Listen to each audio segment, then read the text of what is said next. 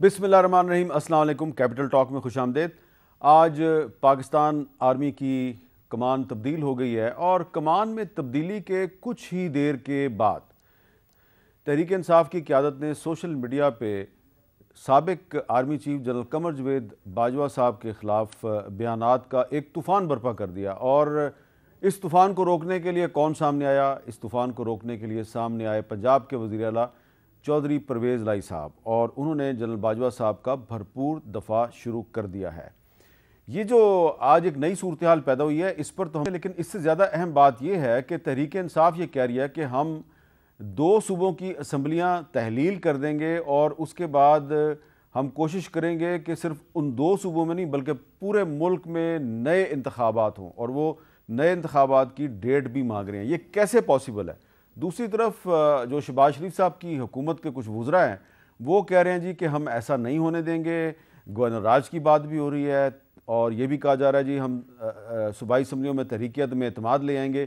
تو یہ کچھ سیاسی معاملات نہیں ہیں بلکہ آئینی اور قانونی معاملات بھی ہیں۔ اس لیے آج ہم نے گفتگو کے لیے دعوت دی ہے جناب وسیم سجاد صاحب کو، سینٹ کے سابق چیئرمین ہیں، سابق وزیر قانون ہیں، ملک کے معروف آئینی ماہر ہیں، جناب احسن اقبال صاحب وفاقی وزیر برائے منصوبہ بندی، اور مسلم لیگ کاف کے سینئر رہنما سینیٹر کامل علی آغا صاحب بھی ہمارے ساتھ موجود ہیں۔ اس سے پہلے کہ میں گفتگو شروع کروں، میں تھوڑا سا آپ کو ایک اوور ویو دینا چاہ رہا ہوں آج کے جو اہم واقعات ہیں، کہ آج جب آرمی چیف کی تبدیلی کی جو تقریب ہوئی تو اس میں قمر جاوید باجوہ صاحب نے جو آخری تقریر کی اس میں کیا کہا؟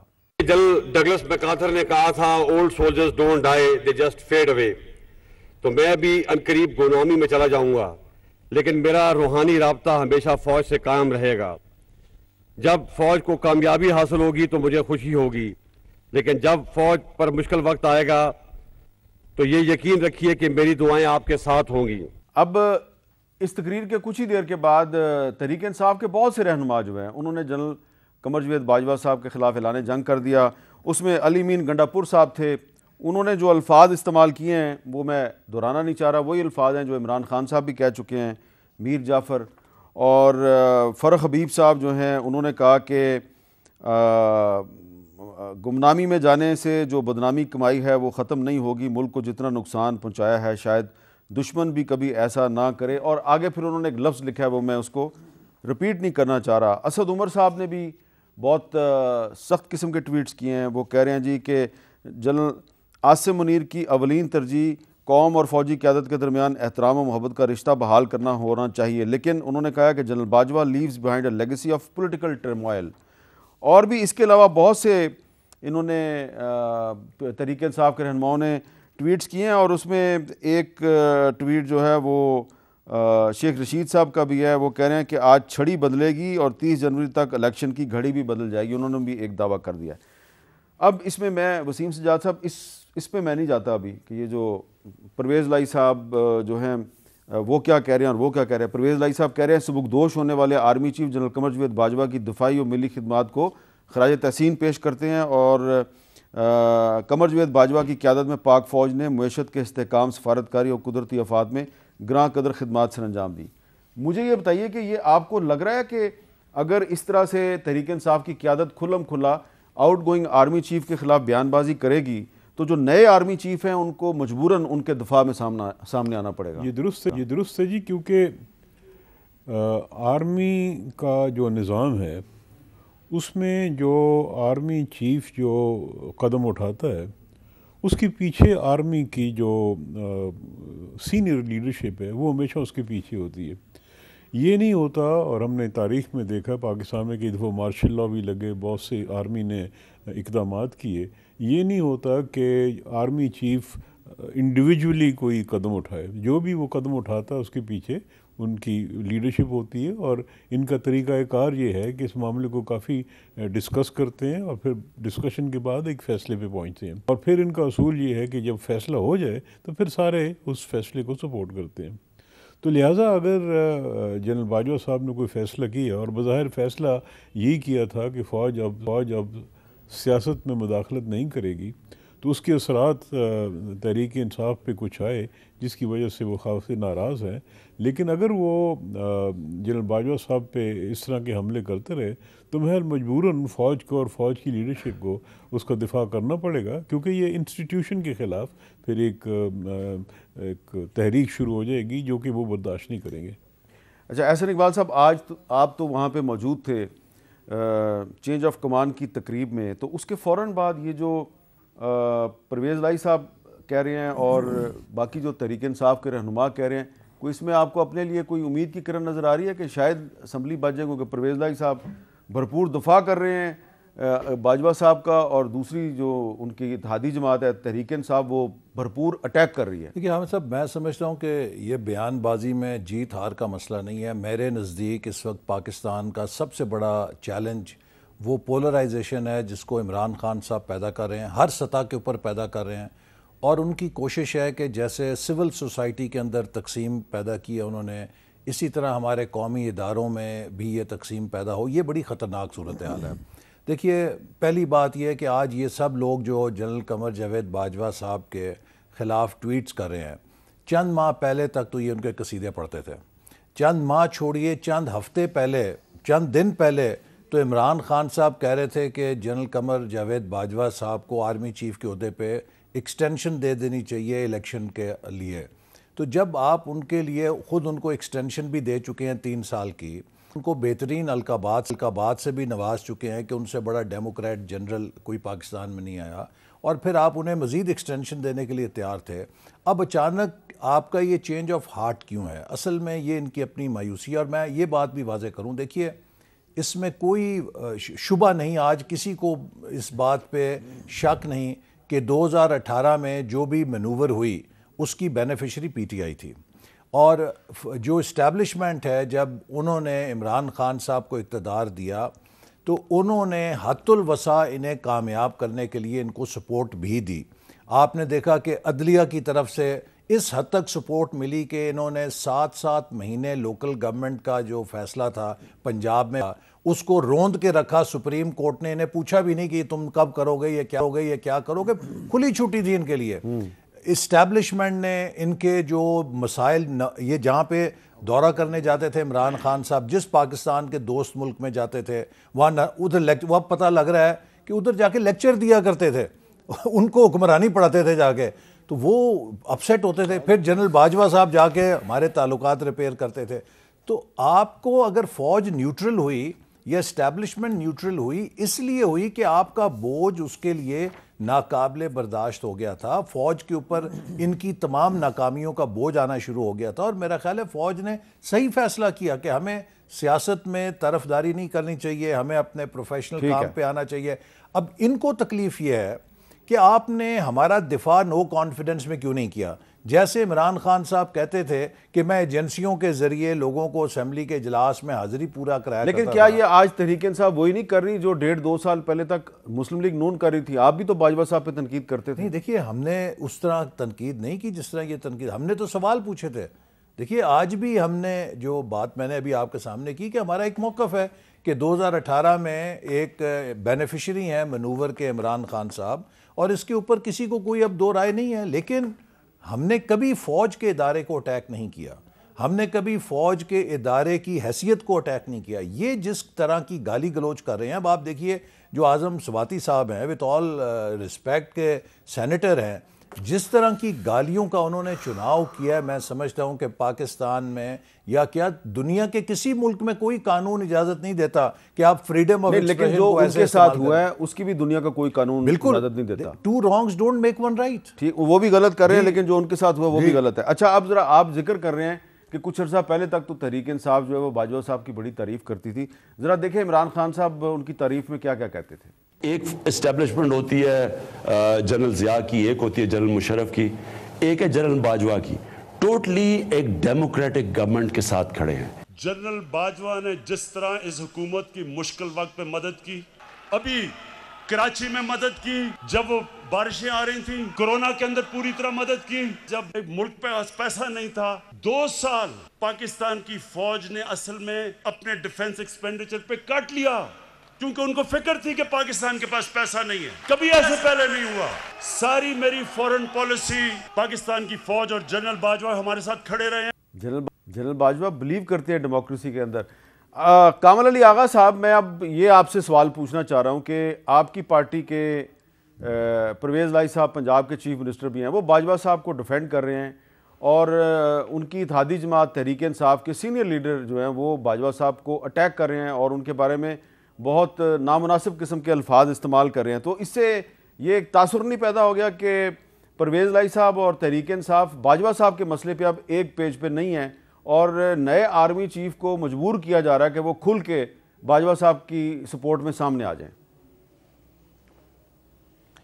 دیکھیں میر صاحب، ایک بات تو بڑی کلیئر ہے، بڑی واضح ہے، آپ کے علم میں ہے کہ ہم ایک انڈیپینڈنٹ جماعت ہیں، اور ہمارا موقف جو ہے وہ ضروری نہیں کہ اپنی الائیڈ پارٹیز کے ساتھ ہر ایشو کے اوپر اتفاق رائے ہو. اب ہم اپنی جماعت کو اور اپنے نظریات کو، اپنے جو پالیسی ہے اس کو اپنی جماعت کی پالیسی سمجھ کر مرتب کرتے ہیں، اور ہماری لیڈرشپ نے جو کہہ دیا ہے وہ اس کے اوپر سٹینڈ بھی کرتی ہے. اور ہم نے ہمیشہ افواج پاکستان کے ساتھ اچھے تعلقات رکھے ہیں، اور آئندہ بھی انشاءاللہ ہماری کوشش ہوگی کہ افواج پاکستان کے ساتھ اور اسٹیبلشمنٹ کے ساتھ جو ہے وہ کنٹراورسی اور کسی قسم کی تضاد والی پالیسی جو ہے وہ نہ اپنائی جائے. ہاں ڈسکشن ہو سکتی ہے، کسی ایشو کے اوپر بات بھی ہو سکتی ہے، رابطے بھی ہو سکتے ہیں اور ہونے بھی چاہیے، یہ کوئی معیوب نہیں، ہم نے کبھی اس بات کو معیوب نہیں سمجھا. دوسری طرف یہ ہے کہ ہماری پالیسی یہ ہے کہ ہم نے وہ راستہ استعمال کیا کہ ہم اتحادی بنے عمران خان صاحب کے ساتھ. اور آپ نے دیکھا کہ مونس لائی صاحب نے بڑے واضح الفاظ میں اس وقت کہہ دیا جب یہ سارا سینیریو آپ کے سامنے نہیں تھا، اس وقت کہہ دیا کہ ہم عمران خان کے ساتھ چلیں گے. اور اس کے بعد تواتر کے ساتھ چودھری پرویز لائی صاحب نے بھی اس بات کو دہرایا. اور ابھی بھی آپ نے دیکھا کہ اسمبلیاں توڑنے والے مسئلے کے اوپر سب سے پہلے ان کی پارٹی کے اپنے کے پی کے وزیر اعلیٰ سے بھی پہلے چودھری پرویز لائی صاحب نے بآواز بلند یہ کہا کہ ہم 1 منٹ نہیں، آدھا منٹ بھی نہیں لگائیں گے اگر عمران خان صاحب نے یہ فیصلہ کیا اور ہمیں کہا کہ اسمبلی توڑ دیں. تو یہ ہماری اپنی ایک پالیسی ہے جو ہم اس کے اوپر چلتے ہیں، اور کوئی ابہام اس کے اندر نہ ہم رکھتے ہیں، اور نہ انشاءاللہ تعالی آئندہ آپ دیکھیں گے کہ کسی قسم کا ابہام ہو. رہی بات ریٹائرڈ ہونے والے آرمی چیف جناب جنرل قمر جاوید باجوہ صاحب کا، تو ان کے ساتھ ہمیشہ ہمارے اچھے تعلقات رہے ہیں، اور انہوں نے یہ بات بالکل درست ہے وسیم سجاد صاحب جو فرما رہے ہیں، یہ کسی ایک کا فیصلہ نہیں ہوتا. افواج پاکستان ایک ادارہ ہے، اور ادارے کے میں نے آپ کے ایک پروگرام میں پہلے بھی یہ بات بڑی واضح الفاظ میں کہی تھی کہ وہاں پہ فیصلے جو ہیں وہ ایک آدمی نہیں کرتا، ان کے مختلف فورمز ہیں جس کے اوپر ڈسکشن ڈیٹیل ہوتی ہیں، اس کے بعد وہ ایک پالیسی بناتے ہیں جس کے اوپر وہ عمل کرتے ہیں. جو پالیسی اس وقت افواج پاکستان کی ہے اس کے اندر وہ بڑی واضح ہے، اور اس کے اندر انہوں نے بڑے کھل کے جنرل قمر جاوید باجوہ صاحب نے آخری تقریر کے اندر بھی اپنی بڑے واضح الفاظ میں یہ کہا تھا، جو آج سے پہلے ہوئی تھی، ایک آج ہوئی ہے، اس سے پہلے جو انہوں نے کہا کہ یہ میری آخری تقریر ہے، ہو سکتا ہے میں اس کے بعد آپ سے ہم کلام نہ ہوں. اس کے اندر بھی انہوں نے پالیسی کو، افواج پاکستان کی پالیسی کو واضح کیا تھا، اور اس کے اندر میرے خیال میں کنٹراورسی نہ ہو تو ملک کے لیے بہتر ہے، اور ہم آگے چلیں بہتری ہوگی. جائے کہ ہم جو جانے والے ہیں ان کے اوپر تنقید جاری رکھیں، اور اس کے پھر کوئی ویسے ہی نتائج نکلیں جو پہلے نکلتے رہے ہیں. تو میں نہیں سمجھتا کہ یہ کسی دور میں بھی نواز شریف صاحب نے بھی ہمیشہ کنٹراورسی کی افواج پاکستان کے ساتھ، وہ بھی کوئی اپریشیٹ کرنے والی بات نہیں ہے، وہ بار بار انہوں نے کی، اور ایک ٹرم کے اندر 2 مرتبہ انہوں نے کنٹراورسی کی، اور 2 دفعہ جو ہے وہ نئے آرمی چیف آئے اور ان اپنی پسند سے لے کے آئے, اس کے بعد ان کے ساتھ کنٹراورسی کی. کسی دور میں بھی یہ بات اچھی نہیں اور اس کے نتیجے بھی اچھے نہیں نکلے, اور اب بھی میرے خیال میں یہ اس سے دور رہنا چاہیے. اور اگر افواج پاکستان سیاست کے اندر کوئی دخل نہیں رکھنا چاہتے تو اس کو اپریشیٹ بھی کرنا چاہیے, بلکہ انشور کرنا چاہیے, ایسے حالات پیدا کرنے چاہیے کہ افواج پاکستان جو ہے وہ سیاست کے اندر, پارلیمانی نظام کے اندر کوئی مداخلت نہ کریں اور کوئی دخل نہ رکھیں. یہ ملک اور قوم کے لیے بہتر ہوگا. وسیم سجاد صاحب, اب اگر یہ صورتحال جو ہے وہ برقرار رہتی ہے, جیسا کہ کامل علی آغا صاحب نے بھی کھل کے بات کر دی ہے, پرویز لائی صاحب کا بھی ایک موقف سامنے آ گیا ہے, تو ایسے نہیں لگ رہا کہ پرویز لائی صاحب جو ہیں وہ اپنا جو ان کا تعلق ہے اور جو موقف ہے جنرل قمر جاوید باجوہ صاحب کے بارے میں, وہ اس میں اتنے آگے چلے گئے ہیں کہ ان کو یہ بھی پرواہ نہیں ہے کہ اگر الیکشن ہوتا ہے تو ہو سکتا ہے کہ تحریک انصاف دوبارہ ان کو کبھی پنجاب کا چیف منسٹر نہ بنائے. دیکھیں جی, اس وقت جو وہ چیف منسٹر بنے ہیں وہ اس لیے بنے ہیں کہ تحریک انصاف جو ہے وہ اپنا چیف منسٹر نہیں بنا سکتی تھی. ان کے 10 ووٹوں کی ضرورت تھی اور ایک مجبوری تھی جس کے تحت وہ چیف منسٹر بنے ہیں. آئندہ الیکشن میں کیا ہوگا وہ اس کا انحصار اس چیز پہ ہے کہ کس کی کتنی سیٹیں آتی ہیں. اگر کسی پارٹی کی میجورٹی آ گئی تو اس کو کسی کولیشن کی ضرورت نہیں ہوگی. اسی طرح ابھی کچھ پتہ نہیں کہ پی ایم ایل کیو جو کہ پرویز لائی صاحب کی ہے اس کی کتنی سیٹیں آتی ہیں.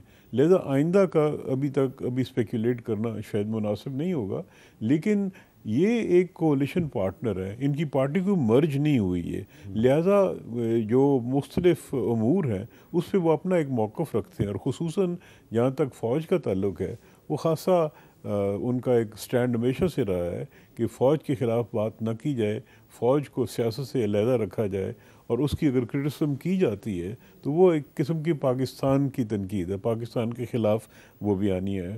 اور میرے خیال میں یہ درست ہے کیونکہ پاکستان کی فوج ہی ہے جس کی وجہ سے پاکستان اس وقت ایک مستحکم مملکت کے طور پہ کر رہا ہے. ہمارے دشمن بے شمار ہیں اور موقع کی تلاش میں ہوتے ہیں کہ کس طرح پاکستان کو نقصان پہنچایا جائے.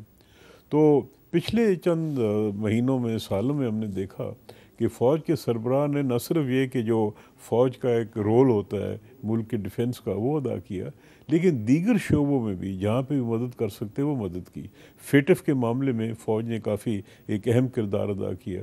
ہمارے تعلقات کچھ ملکوں کے ساتھ تھوڑے سے ایک آپ کیسے ٹینشن آ گئی تھی, سعودی عرب کے ساتھ, امریکہ کے ساتھ, اس میں بھی فوج کے سربراہ جو تھے وہ گئے اور انہوں نے کچھ حد تک پاکستان کے تعلقات کو واپس ریلز پہ لانے کی کوشش کی.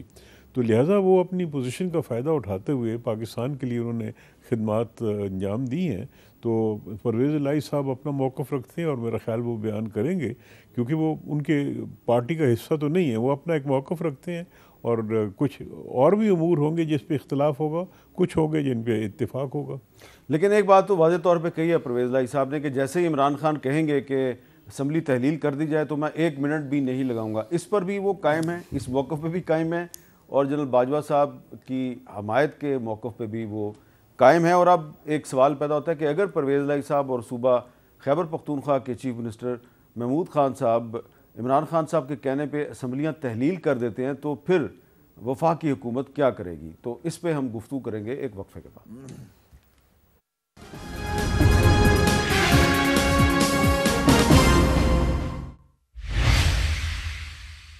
پاکستان کے قیام کو 75 سال ہو چکے ہیں. ایک غور کرنے کی بات یہ ہے کہ اس 75 سال میں یعنی کہ 1947 سے لے کے 2022 تک 23 وزراء اعظم آئے, 23 پرائم منسٹر آئے اور 16 آرمی چیف آئے, اور جنرل عاصم منیر صاحب 17ویں آرمی چیف ہیں, 17th.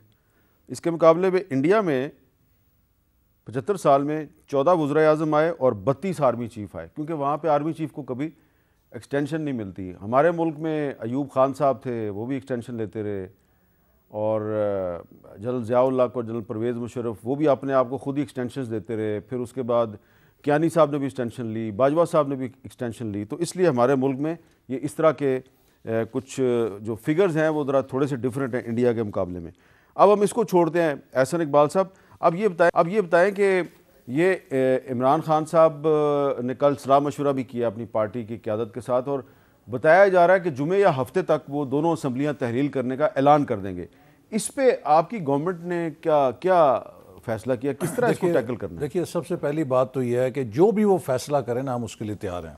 ابھی کشمیر کے الیکشن ہوئے ہیں جہاں پہ انہوں نے بیساکھیوں کے بغیر الیکشن لڑا ہے, وہاں پہ اگر آپ پی ایم ایل این اور پیپلز پارٹی کی سیٹیں اکٹھی کریں تو وہ پی ٹی آئی سے بہت زیادہ ہیں. اچھا اسی طرح اگر یہ الیکشن میں یہاں پر بھی جائیں گے تو ان کو انشاءاللہ منہ کی کھانی پڑے گی, ایسی بات نہیں. لیکن میرے 2-3 سوال ہیں. پہلی بات یہ ہے کہ کیا یہ پاکستان عمران خان کی پراپرٹی ہے؟ پاکستان ایک فیڈریشن ہے, اس فیڈریشن کے 4 صوبے ہیں. سندھ اور بلوچستان کیا پاکستان کے اندر ستیلے ہیں؟ وہاں پہ سیلاب کی بدترین تباہی ہوئی ہے اور اگلے 6 سے 8 مہینے آپ وہاں پر الیکشن میں نام نہیں لے سکتے کسی کو کہ جی یہاں مہم چلائیں. وہاں پہ تعمیر نو, ان کی بحالی اتنا بڑا چیلنج ہے. دوسری بات یہ ہے کہ پاکستان کی 75 سال میں ہمیشہ ایک سائیکل ہے کہ آپ الیکشن اکٹھے کراتے ہیں تاکہ ان کی ٹرانسپیرنسی پہ کسی کو شبہ نہ ہو. آپ اگر 2 صوبوں کے اندر الیکشن اب کرا کے اور ایک سمجھتے ہیں کہ اگلے جنرل الیکشن میں اپنی 2 صوبائی حکومتوں کے تحت آپ جنرل الیکشن کو انفلوئنس کریں گے تو آپ نے جو 2 دوسرے صوبے ہیں ان کا بھی حق جو ہے وہ مارا ہے اور وہ بھی ایک فیئر اینڈ فری الیکشن سے محروم ہوں گے, چونکہ اگر آپ نے یہاں دھاندلی کی تو ان کی نمائندگی سپریس ہو جائے گی. تو اس لیے میرا خیال ہے کہ یہ کوئی گڈے گڈی کا کھیل نہیں ہے. لیکن اگر وہ ایک آخری توڑتے ہیں, ایک آخری بات دیکھیے, میں سپریم کورٹ کے ساتھ میں کنٹیمپٹ پروسیڈنگز بھگت چکا ہوں اور بڑے ادب کے ساتھ میں کہنا چاہتا ہوں کہ I respect judiciary in the highest order. میرے سوال یہ ہے کہ پنجاب نے کیا ظلم کیا ہے کہ سپریم کورٹ جو ہے پنجاب کا جہاں حق آتا ہے وہاں پہ میں پنجاب سے نمائندہ ہوں نا, ہمارے لوکل گورنمنٹ کے ادارے عمران خان توڑے کوئی پوچھ نہیں سکتا. آپ سپریم کورٹ اس کو بحال کرے 7 مہینے وہ ان کو جوتی کے نیچے روندے, اس آرڈر کو کوئی پوچھ نہیں سکتا. اب آپ کے فیصلے نے ایک ایسا فیصلہ کیا ہے کہ جو ہر آئینی ماہر کہتا ہے کہ وہ پاکستان کے آئین سے متصادم ہے. آپ نے جو ممبرز ہیں ان کے ووٹوں کا حق چھین کر, ان کے ووٹوں کا شمار چھین کر مصنوعی طور پہ عمران خان صاحب کو حکومت دے دی پنجاب کی. اب اس کے اوپر جو ریویو پٹیشن ہے, میں سمجھتا ہوں کہ جب تک اس ریویو پٹیشن کا فیصلہ نہیں ہوتا پنجاب کی حکومت نہیں توڑی جا سکتی, کیونکہ اگر پنجاب کی حکومت کو توڑا جاتا ہے اس ریویو پٹیشن کے موجودگی میں تو یہ مس یوز ہے اس فیصلے کا جس کے پاداش میں عمران خان صاحب ایک مصنوعی حکومت بنا کر بیٹھے ہوئے ہیں.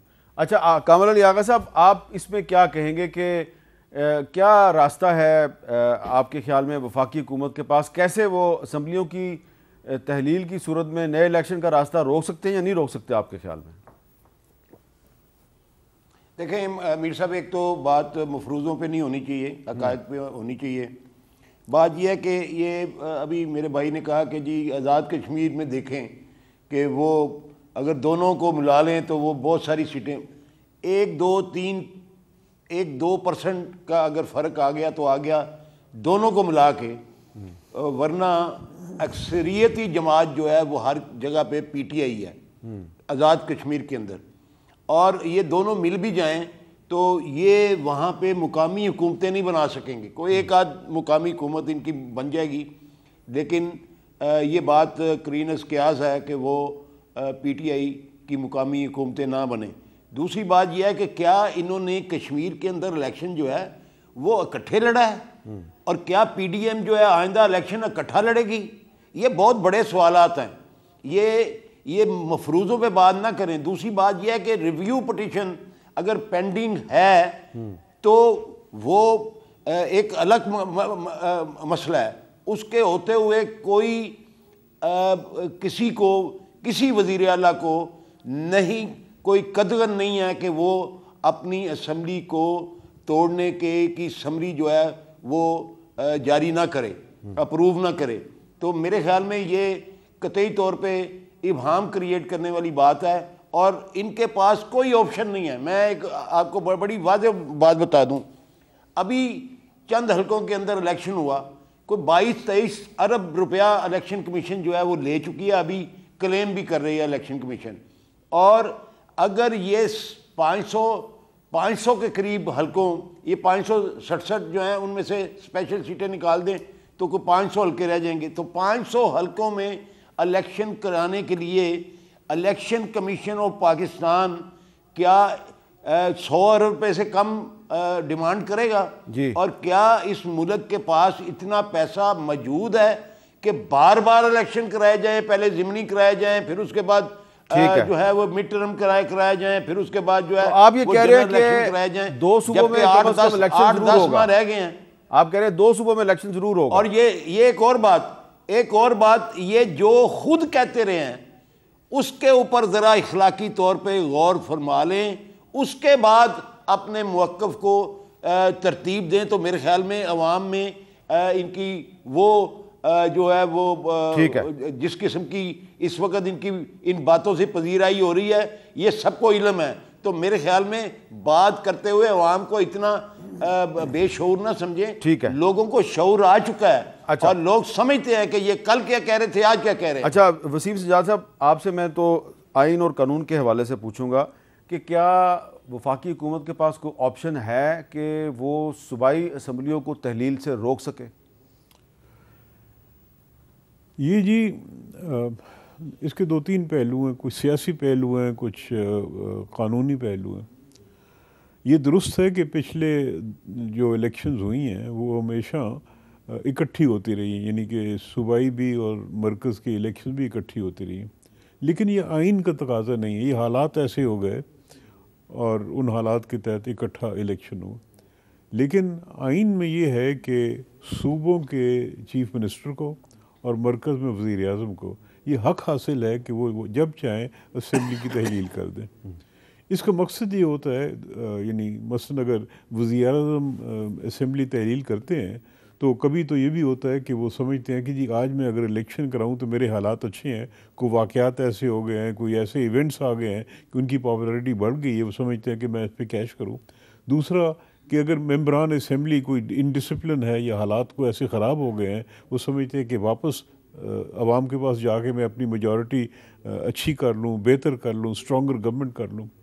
تو یہ حق چیف منسٹر کو بھی ہے اور صوبوں میں اور پرائم منسٹر کو بھی ہے. یہ آئین نے حق دیا ہوا ہے. اس میں ایک قدغن ہے اور وہ یہ ہے کہ اگر ان کے خلاف ووٹ آف نو کانفیڈنس کی ریزولوشن اسمبلی میں آ گئی ہے، اس دوران وہ اس کی تحلیل نہیں کر سکتے. تو مرکز کے پاس کوئی ایسا اختیار نہیں ہے کہ وہ اس کو روک سکے. وہ تو اگر آتی ہے ریزولوشن آف نو کانفیڈنس تو وہ جتنے دن بھی لگیں گے، اور آئین تو یہ کہتا ہے کہ 3 دن سے پہلے نہیں اور 7 دن کے بعد نہیں، اس پہ ووٹنگ ہونی چاہیے.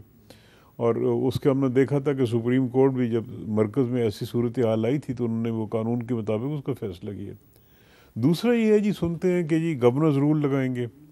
گورنرز رول لگانے کے 3 شکیں ہیں. ایک تو یہ ہے کہ جی جب حالات انٹرنل بیونڈ کنٹرول ہو جائیں، ایسی کوئی صورتحال نظر نہیں آتی، جنگ کی کیفیت ہو، ایسی بھی چیز نظر نہیں آتی. دوسری صورتحال ہے کہ جی کانسٹیٹیوشنل مشینری کا بریک ڈاؤن ہو گیا ہے. اب وہ شاید بنایا جا سکے لیکن عدالتیں موجود ہیں، اور میرا خیال میں اگر کوئی غلط بنایا جائے گا تو عدالت اس کو ختم کر دے گی.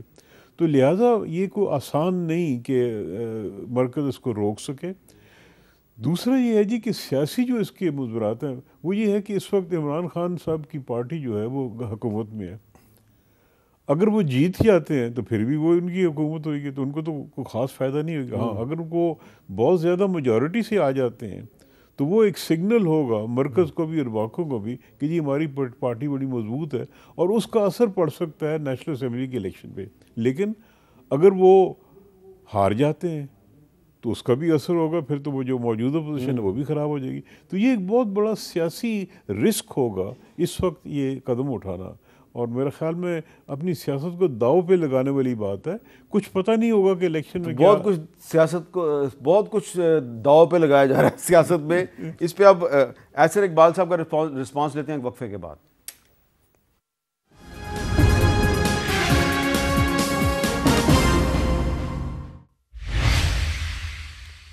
کیپٹل ٹاک میں دوبارہ خوش آمدید. ایسر اقبال صاحب، وقفے سے پہلے کامل علی آغا صاحب فرما رہے تھے کہ ایزمپشن پہ بات نہ کیا کریں، اپنے فیکٹس اینڈ فگرز آپ کے صحیح ہونے چاہیے. تو اپنا میر صاحب میں آپ کو فیکٹس اینڈ فگرز دے دیتا ہوں. کشمیر کے اندر پی ٹی آئی کی ٹوٹل جو نشستیں ہیں 197 ہیں، مسلم لیگ نون اور پیپلز پارٹی کی سیٹیں جو ہیں 321 ہیں، تو آپ دیکھ لیجئے حکومت ان کی وہاں پر تھی، صرف فرق یہ تھا کہ لیکن اگر آزاد امیدوار پی ٹی آئی کے ساتھ چلے گئے، نہیں، وہ آزاد امیدوار سارے پی ٹی آئی کے مخالف جیتے ہیں نا۔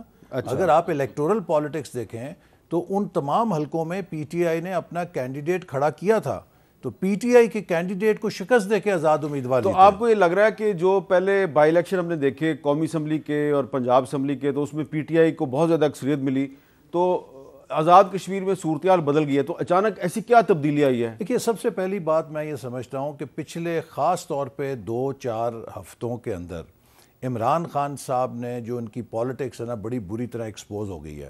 انہوں نے پوری قوم کو ایک کہانی بیچی امریکی سازش کی، اس کے بعد آڈیو لیکس آئیں، انہوں نے کہا جی ہم اس پہ کھیلیں گے، اور وہ آڈیو لیکس پہ کھیلتے رہے اور امریکہ کی سازش کے ساتھ کھیلتے رہے، پھر یکا یک اس کو یو ٹرن لے لیا، اور ابھی تو فواد چودھری صاحب میرا خیال ہے امریکہ کے سفیر سے بھی بڑی لمبی چوڑی میٹنگ کر کے آئے ہیں، اور پھر امریکہ میں لابیسٹ کو بھی انہوں نے انگیج کیا ہے، اس لابیسٹ کو انگیج کیا جو پاکستان کے ایٹمی پروگرام کے خلاف تھا کہ کوئی امریکہ سے ان کو تھوڑی سی کنسیشن مل جائے۔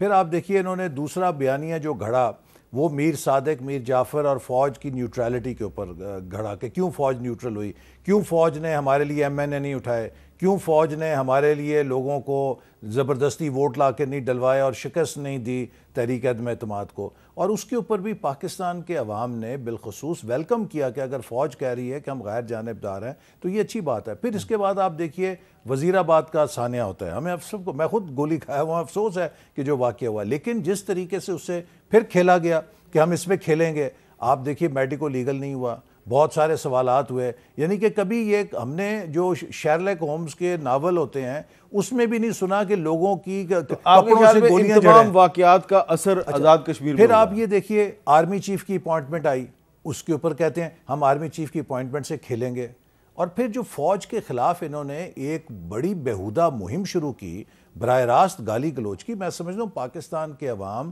اس چیز کو پسند نہیں کرتے، اور کشمیر میں تو خاص طور پہ بڑی حساسیت ہے پاکستان کے دفاع کے لحاظ سے، لہٰذا عمران خان صاحب کا جو وہ پورا سودا تھا جو انہوں نے ایک بنایا تھا وہ اب ایکسپوز ہو رہا ہے۔ اس کا مطلب ہے اب عمران خان کو ڈسکوالیفائی کرنے کی کوئی ضرورت نہیں ہے۔ دیکھیے میں آپ سے عرض کروں کہ یہ جو مرضی کر لیں نا، وہ جیسے شاعر نے کہا کہ ہم بھی نہ اس سے کم کریں گے، جو تم کرو گے وہ ہم کریں گے، وہ جس آپشن پہ آئیں گے ہم ان کا مقابلہ کریں گے اور انہیں شکست دیں گے انشاءاللہ۔ اچھا کامل علی آغا صاحب، آپ کا کیا خیال ہے کہ اب یہ جو عمران خان صاحب کا ایک پہلے خیال تھا کہ یہ مجھے ڈسکوالیفائی کر دیں گے، اب یہ کہتے ہیں نہیں اب ڈسکوالیفائی کرنے کی کوئی ضرورت نہیں، اب الیکشن ہوں گے تو آپ کو خود ہی شکست ہو جائے گی؟